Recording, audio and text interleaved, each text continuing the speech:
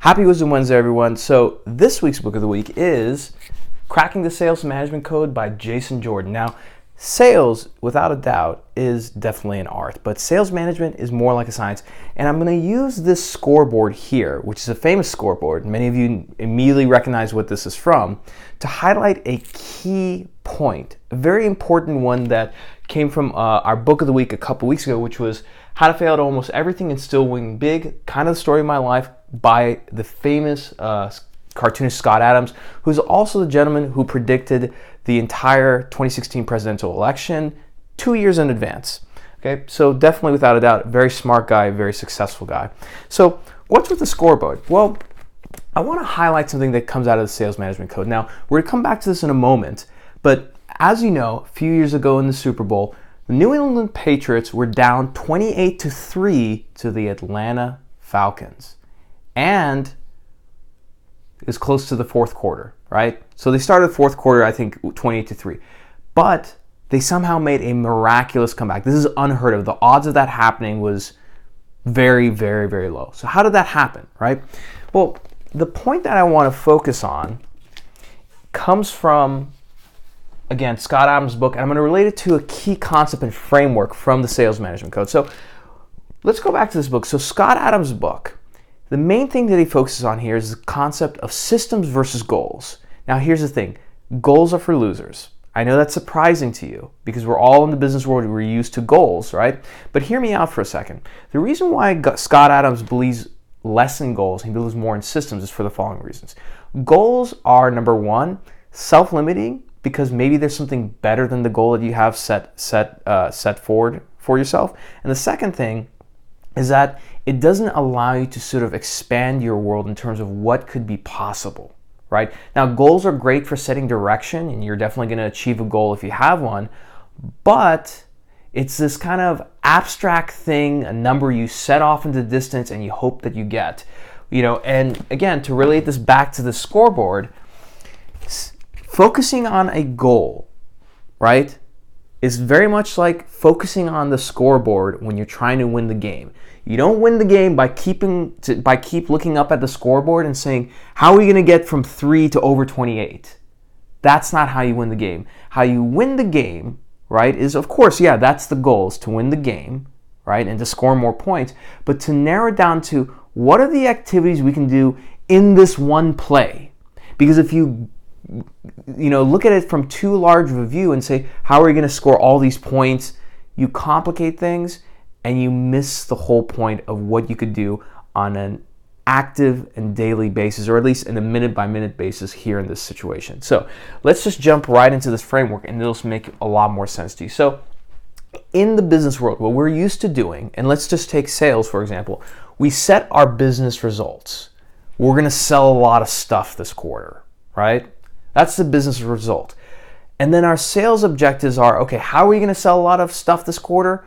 We are going to sell to 10 different institutions and we're going to sell X amount of stuff.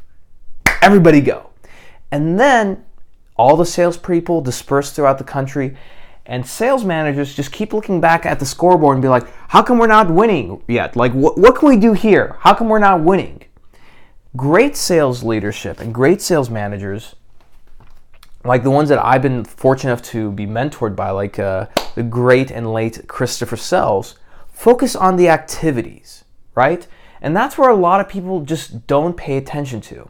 But again, in this book, don't take my word for it, this book is heavily researched. Again, all the great sales books happen to be ones that come from companies that just do a massive amount of research and consulting to pretty much prove their point. And what they found here was that when it came to close rates, they implemented this process and this framework about focusing on sales activities, and they found that the close rates with reps across the country in different industries went from about 10% to over 60% in about 7 to 8 months, just from focusing on sales activity. And here's the reason why. Okay, we focused on our business results and sales objectives, but what can you do on a daily basis? What are the activities you can do? And here's the reason why, because those are the things you can actually control and manage. You can't control these sales objectives. You think you can, but you can't. And you definitely can't control the business results. It just doesn't come appear out of the blue, right? And this is why I really think that Scott Adams' book is a great companion to this, not only for business but life in general, because you focus on systems. And why systems? Because systems help you focus on various talents and skills that'll help complement each other to get you to where you need to start going, right? So if I want to go and lift 300 pounds at the gym, I don't just focus on 300 pounds. I start breaking down and say, okay, well, maybe every day I can just do a few push-ups a day. And maybe I can start adding different exercises around that to start building up my chest, right? And to get to a point that maybe one day, instead of 300 pounds, maybe I'll do 400 or 500 pounds, right? So the system is this. By managing sales activities, you're able to start driving towards sales objectives, and as a result, you can end up achieving business results, not the other way around. So when it comes to sales activities, what kind of activities can you focus on?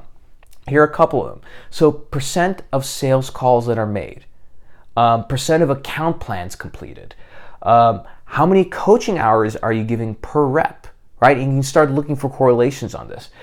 Number of meetings that are set per week, per day. These are all activities, right? And maybe even forget about meetings. Maybe take it even granular. On a daily basis, how many times can I engage with a prospect online through, let's say, LinkedIn? How many times can I maybe send them a message or find a way to post something or engage with their content so they get used to my name, and that way they're more comfortable and we've built some trust, okay? Once you do that, you can start focusing more on sales objectives. So sales objectives would be things like percent of customers retained, right? At the end of the year, what percentage of your customers did you retain? Or maybe number of new accounts opened up. Perhaps maybe even percent of new products versus percent of existing products sold. And then you get to business results, which are things like what percentage of revenue did we acquire and do this year? What percentage of the market share? What percentage of customer satisfaction we have? And as you can tell, as we move up this area, and again, going back to not only the Sales Management Code, but also Scott Adams' book, we go from systems all the way up to goals. So there's nothing wrong with goals, right? But that shouldn't be your focus. When you start focusing on systems, which is things that you control, things that are easy to do, right? But over time add up and get you to not only maybe your goal, but more than what you can possibly achieve and open up other opportunities, then you start working the system or working a system and getting the true benefits out of it. So again, Cracking the Sales Management Code has been a great book. Really loved it. Shout out to the guys and the gals over at 5 Stars Card, my close friend Matt Doka and his VP Matthew Curl recommended this book many years ago. They said it was a fantastic book for their sales organization. I definitely agree with that. So get the book, check this out, and again, make sure you get Scott Adams' book. Goes as a great companion to this one. So, as always, happy Wisdom Wednesday, and I'll see you next week.